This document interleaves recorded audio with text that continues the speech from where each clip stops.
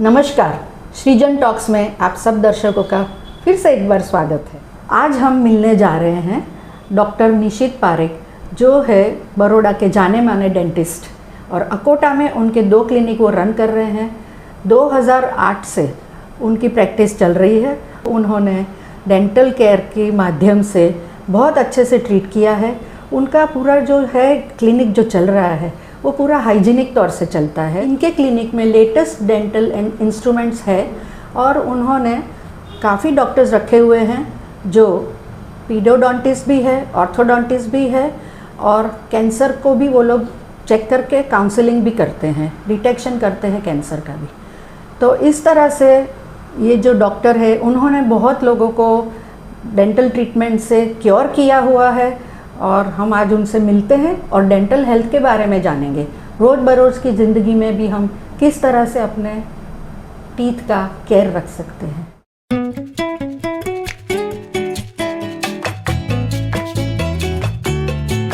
Doctor निशित पारेख का जो clinic है वो state of the art clinic है, जहाँ पे डेंटल इम्प्लांट्स भी होते हैं और जो कैविटीज़ होती है उनका भी करेक्शंस और सर्जरी वगैरह होती है। डॉक्टर निशित पारेख, आपका स्वागत है सृजन टॉक्स में। Thank you. वेलकम।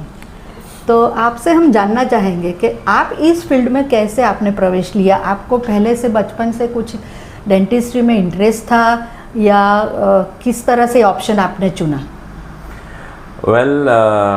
इसका बहुत लंबी स्टोरी है, बट अगर थोड़ा कम शब्दों में बताना चाहूँ तो मैं एक डॉक्टर बैकग्राउंड से आ रहा हूँ।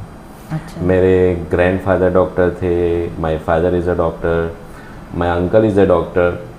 तो घर में एक एटमॉस्फेयर था कि भाई डॉक्टर तो बनेगा। अच्छा।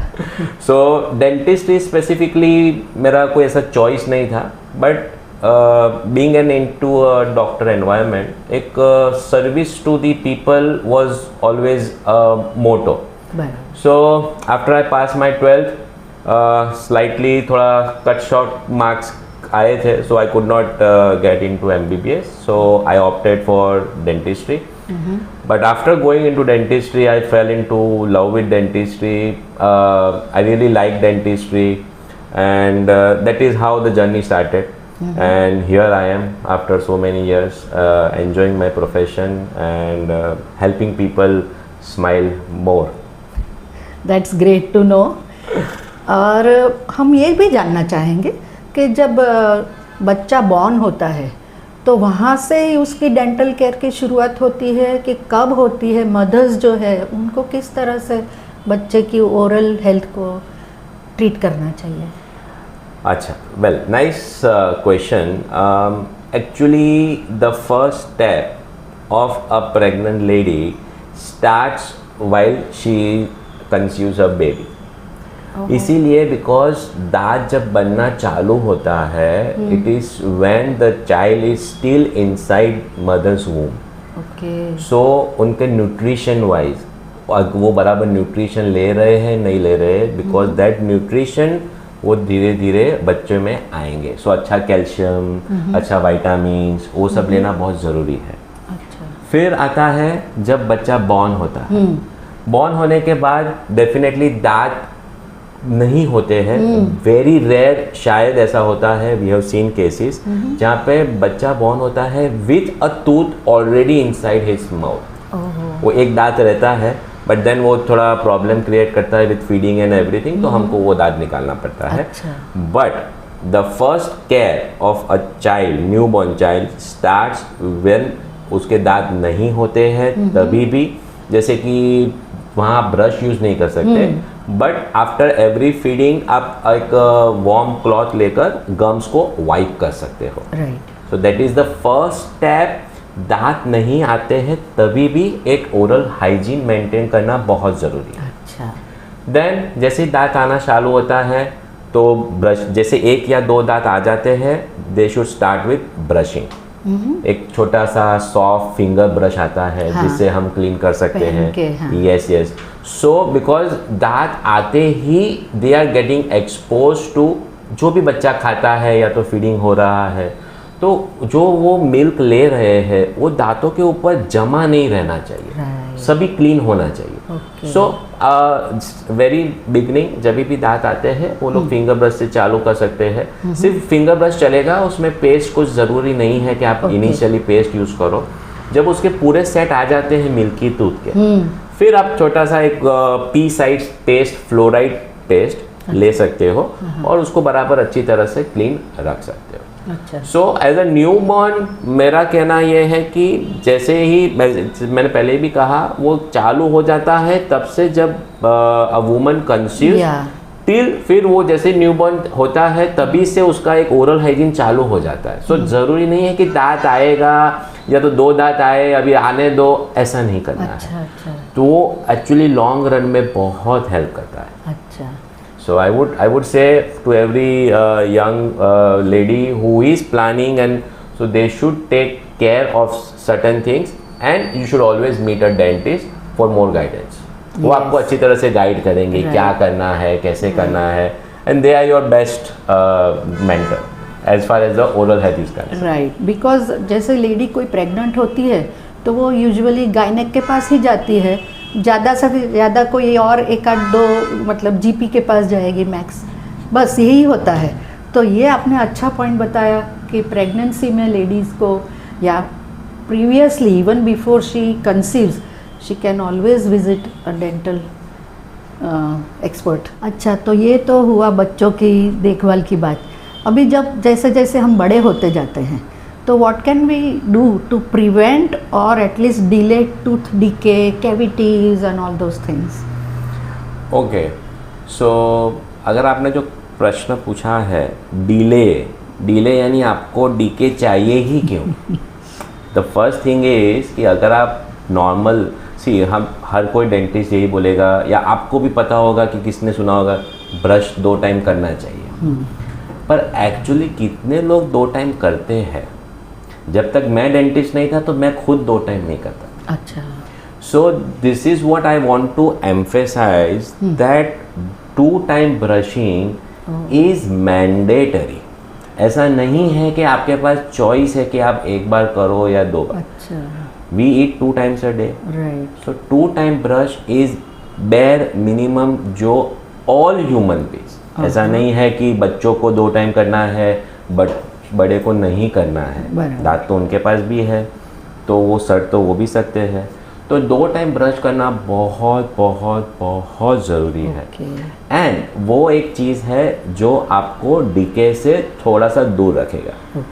एंड सेकंड चीज़, आपने ब्रश कर लिया, 2 टाइम किया, चलो आप मेंटेन कर रहे हो, तो ब्रश बराबर हुआ है या नहीं हुआ है, क्लीन हुआ है नहीं हुआ है, वो कौन बताएगा? सो रेगुलर डेंटल चेकअप, जो normally which is been highly underrated now, कि बहुत लोग डेंटिस्ट के पास आइदर एक फोबिया है कि यार डेंटिस्ट के पास नहीं जाना है, मुझे एक डर है, या कोई एक पास्ट एक्सपीरियंस है जिसकी वजह से वो डेंटिस्ट से मिलना थोड़ा सा अवॉइड करते हैं। अच्छा। But trust me, now days new dentist, modern dentistry बहुत बहुत बहुत अलग है जो एक पास्ट डेंटिस्ट का था वो।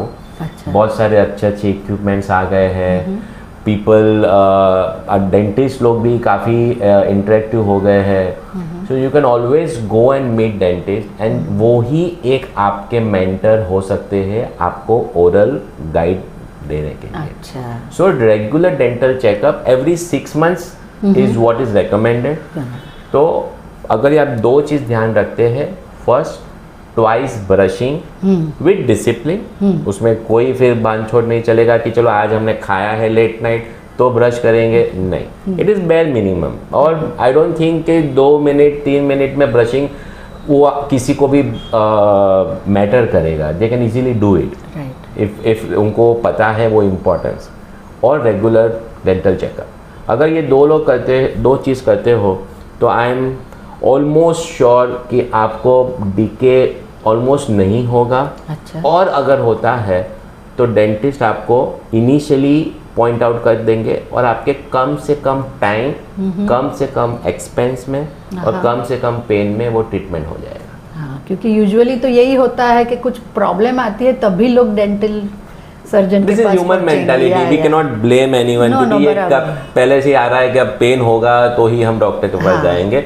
But that is what with this on this platform I Yeah. would like to really emphasis on regular dental checkup.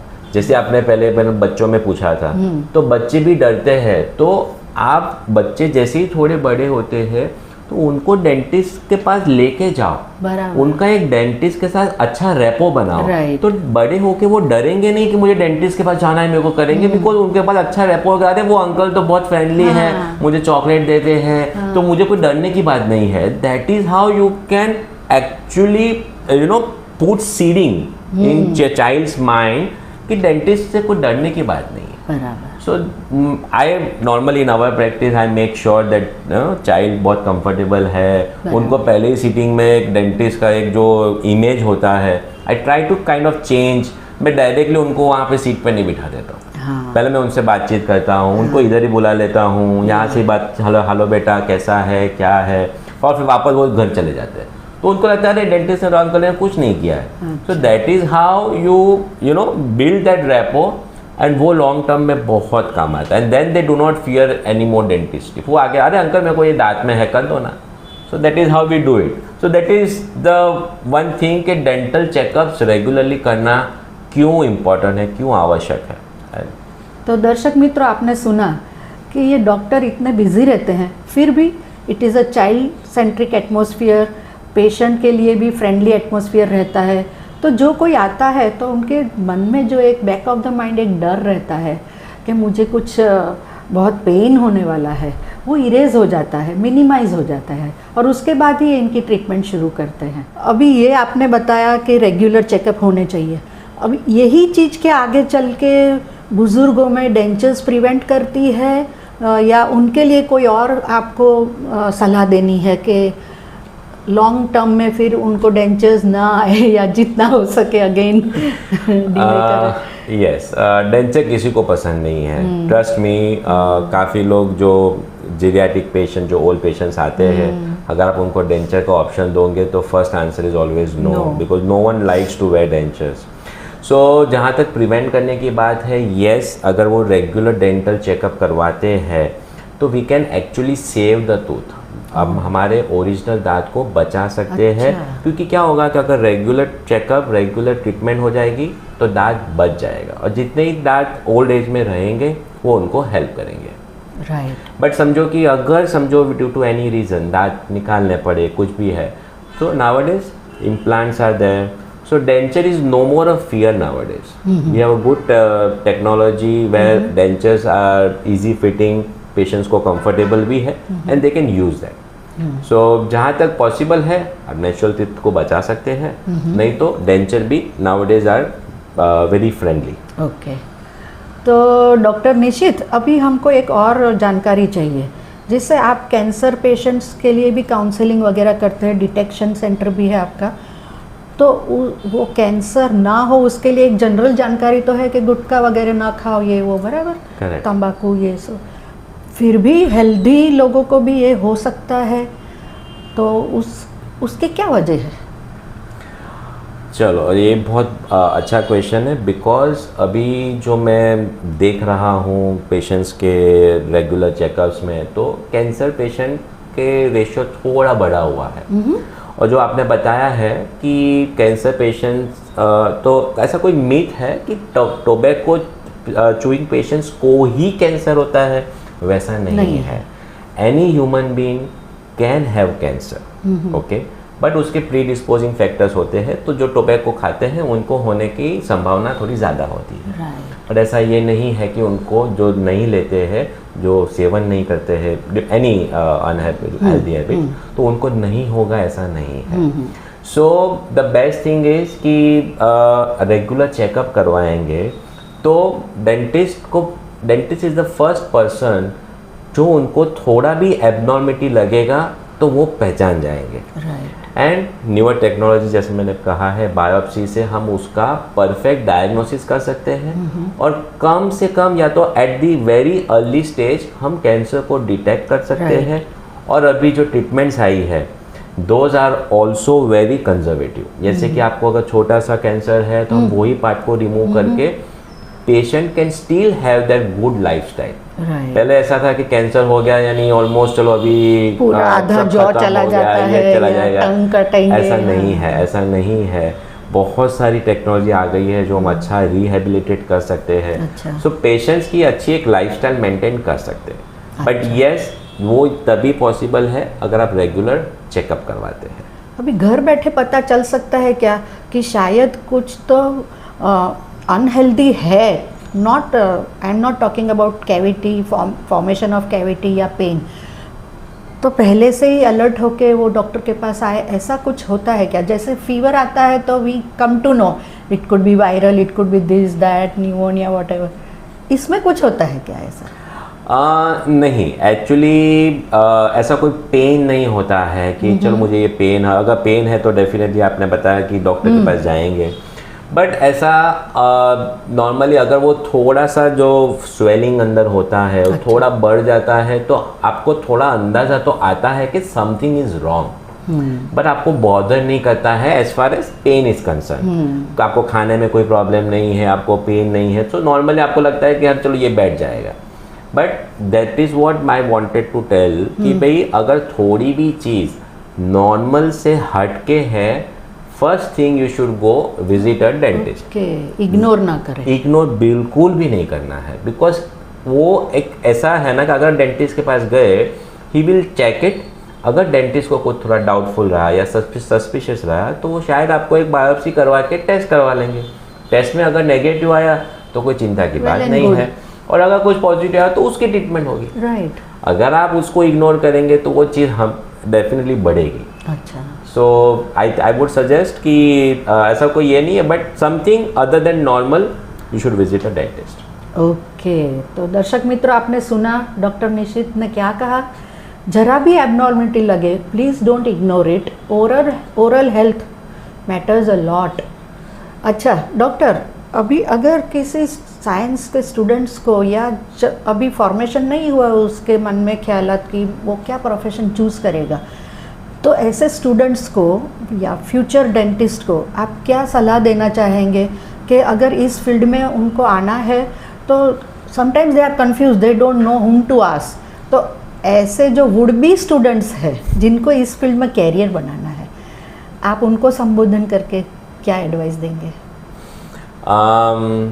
Well, जो डेंटल स्टूडेंट है अभी, जो उन्होंने डेंटिस्ट्री में एडमिशन ले लिया है, तो उनका तो उन्होंने फिक्स कर दिया है कि चलो डेंटिस्ट ही बनेंगे आगे जाके, and then they will have a gap. जो अगर शायद कंफ्यूज है 12th स्टूडेंट कि डेंटिस्ट्री में जाए या ना जाए, तो उनको मेरा यही रहेगा कि if you are thinking of dentistry, then dentistry have a very good scope in future.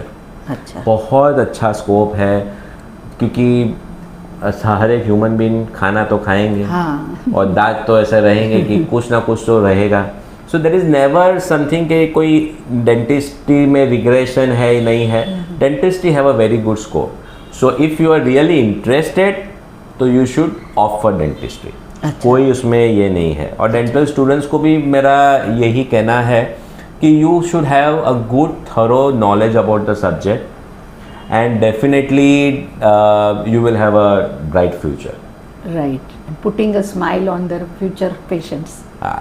अच्छा, तो डॉक्टर साहब, अभी आपसे मुलाकात करके काफ़ी जानकारी मिली, और फ्रैंकली स्पीकिंग मैं सिर्फ एक बार ब्रश करती हूँ। मैंने ठान लिया मेरे मन में, मैं आज से 2 बार ब्रश करने वाली हूँ। So I am committing over here, आप भी कमिट करो। तो आपने ये मुझे अच्छा मोटिवेट किया है आज। अच्छा, एक और, thank you so much, thank you. कुछ तो आपसे मिलने के बाद इंस्पिरेशन मिलना चाहिए हमें भी। तो अभी ये जो वेलकम सृजन प्लेटफॉर्म से आप एक जनरल ऑडियंस को, जनरल मैसेज को एक अगर देना चाहते हैं आज का ये आप अपॉर्चुनिटी लेके, तो क्या मैसेज देंगे? ऑन दिस प्लेटफॉर्म सृजन टॉक्स, मुझे सिर्फ यही कहना है कि dentist can be your teeth friend for life.